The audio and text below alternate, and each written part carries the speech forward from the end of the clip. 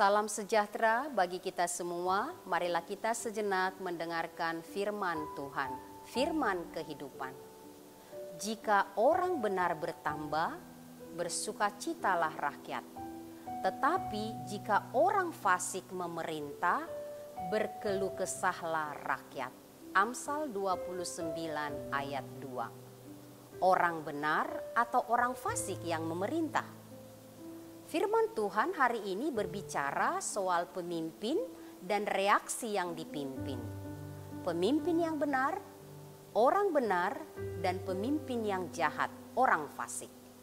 Menjadi pemimpin sejatinya adalah pengabdian. Mengabdi untuk kepentingan kemaslahatan umat, bukan untuk kekuasaan, untuk kepentingan diri atau golongan sendiri. Kalau yang memimpin itu orang benar, reaksi yang dipimpin sukacita. Sebaliknya, kalau orang fasik yang memerintah, maka reaksi yang ada ialah berkeluh kesah. Orang benar, siapa dia dan apa maksudnya? Orang benar, orang berdosa yang sadar dirinya berdosa, namun dia sadar dikasihi dan diampuni Tuhan. Sadar akan dosa dan rentan kepada dosa. Jadi sangat memerlukan pertolongan Tuhan, pengasihan dan pengampunan Tuhan.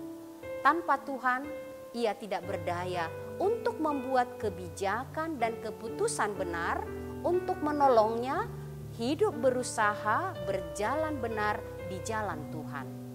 Oleh pertolongan Tuhanlah, maka ia berhati-hati, cermat, membuat kebijakan agar keadilan dan kebenaran dilakukan secara objektif. Ia tahu ada standar, ada tolak ukur untuk semua tindakannya.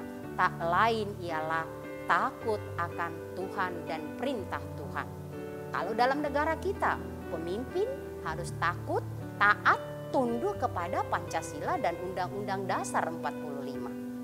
Jika orang benar bertambah, artinya semakin banyak orang yang sadar dirinya berdosa dan membutuhkan pertolongan Tuhan untuk bertindak benar dan dibuat benar oleh Tuhan, maka sukacitalah yang terjadi.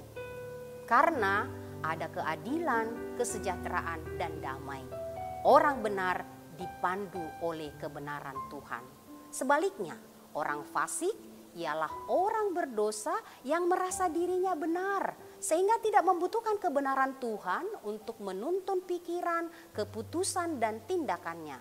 Tidak membutuhkan standar atau norma kebenaran Tuhan sebagai pemandu di jalannya. Maka dipastikan keluh kesah, penderitaan, kesulitan, kesusahan, jauh dari keadilan dan damai sejahtera, celaka, kebencian, dan kemarahan akan dirasakan oleh orang-orang yang dipimpinnya, rakyat.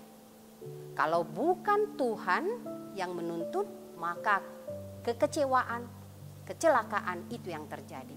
Kalau bukan Pancasila di negara kita dan Undang-Undang Dasar 45 menjadi dasar pegangan pemimpin di negara kita, maka penderitaan, keluh kesah akan menjadi santapan rakyat sepanjang waktu. Perenungan bagi kita, sudahkah sebisa kita melakukan yang benar dengan cara benar di setiap tempat dan kesempatan ke semua orang, agar sukacita dialami oleh banyak orang sebagai orang-orang yang percaya. Berbahagialah orang yang mendengarkan firman Tuhan dan menyimpan semuanya di dalam hatinya. Amin. Mari kita berdoa. Allah Bapa Sorgawi, kami percaya Engkau yang menuntun kami untuk hidup benar. Tolonglah kami Tuhan supaya kami menyadari kami orang berdosa yang diampuni dan dikasihi Tuhan dan membutuhkan pertolongan Tuhan setiap saat supaya kami hidup di jalan kebenaran-Mu dan Engkau membuat kami menjadi orang-orang yang benar. Tolong kami Tuhan supaya kami menjauhkan diri dari segala kefasikan. Biarlah firman Tuhan menuntun kami untuk kami dapat bertindak dengan benar di setiap waktu dan kesempatan dan kepada semua orang. Sehingga setiap orang yang berada di sekitar kami, di sekeliling kami, merasakan sukacita, damai sejahtera karena kebenaran Tuhan yang kami hidupi. Dengarkanlah Tuhan doa kami di dalam nama Yesus Kristus, sumber kebenaran sejati di hidup kami. Amin. Anugerah Tuhan kita Yesus Kristus, kasih setia Allah Bapa, persekutuan Roh Kudus menyertai kamu sekalian. Amin.